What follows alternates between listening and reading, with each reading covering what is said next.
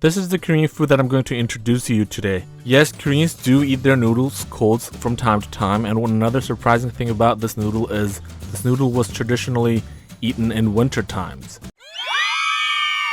Cold noodle is so common and popular in Korea that they usually have several different kind of pre-made packages ready in the marts in Korea. I also bought this package in a mart that's located right in front of my house.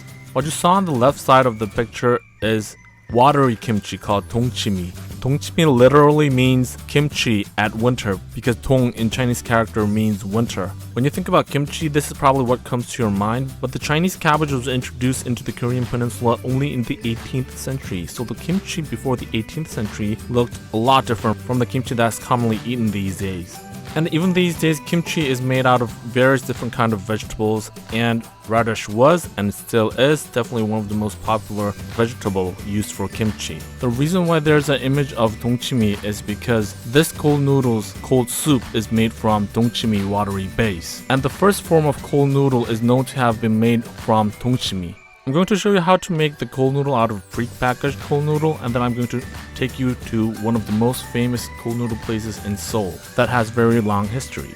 As for the pre-packaged cold noodle, all we have to do is boil the noodle, cool the noodle, and put it into the already cold soup. The earliest record of cold noodle goes way back to the 14th century in the Goryeo dynasty, but some people claim that cold noodle was probably eaten in Baekje or Goguryeo era as well because there are remnants of buckwheat found in the historical sites of Baekje and Goguryeo, and the cold noodle is usually created from buckwheat. Korea's cold noodle is called naengmyeon. Naengmyeon literally means cold noodle. Naengmyeon probably became winter food because they could only find cold dongchimi in winter times when they didn't have any refrigerators. And I personally think Korean probably started eating cold noodle not by choice but because they had nothing else to eat in the winter. For example, if they were to make some kind of meat stock or chicken stock in the winter, they not only have to be rich, but it'll take them a lot of energy to actually heat up the soup to make the base for the Korean kind of soup. But as for dongchimi, all you had to do is have the dongchimi ready and then get the water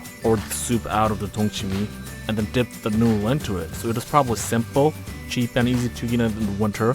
And that probably became a culture in Korea, which led to the development of naengmyeon. The areas which the cold noodles originated from is located in the northern part of Korean peninsula, which is now in North Korea. The key areas are Pyongyang or Hamhung. So we have Pyongyang naengmyeon and Hamhung naengmyeon. This is probably because the northern part of the peninsula is colder, so the dongchimi would freeze easier in the winter, and the people living in the northern part of the peninsula probably ate more naengmyeon. That's probably why the naengmyeon culture really developed in the northern part of the Korean peninsula. The difference between Hamhung naengmyeon and Pyongyang naengmyeon lies both in the soup and the noodle. Pyongyang naengmyeon's noodle is made primarily from buckwheat, so the noodle isn't that chewy. But as for Hamhung naengmyeon, the noodle is made not only from buckwheat but also potato and sweet potato starch. So the noodle is really chewy. And Pyongyang naengmyeon is usually placed in a watery cold soup like the one you're seeing right now. But Hamhung naengmyeon is more famous for being a mixed soup in a very spicy Korean sauce. There's another kind of naengmyeon in Busan called milmyeon.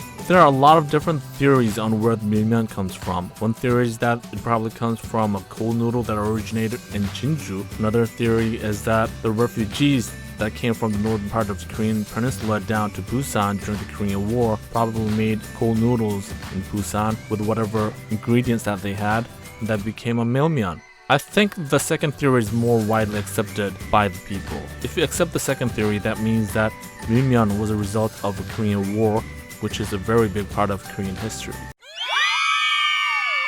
And now I'm going to take you to a really famous Pyongyang naengmyeon place in Seoul. It's Seobukmyeonok. Seobukmyeonok existed from 1968, and my grandmother used to go to Seobukmyeonok a lot. She fled to the southern part of the Korean peninsula during the Korean War.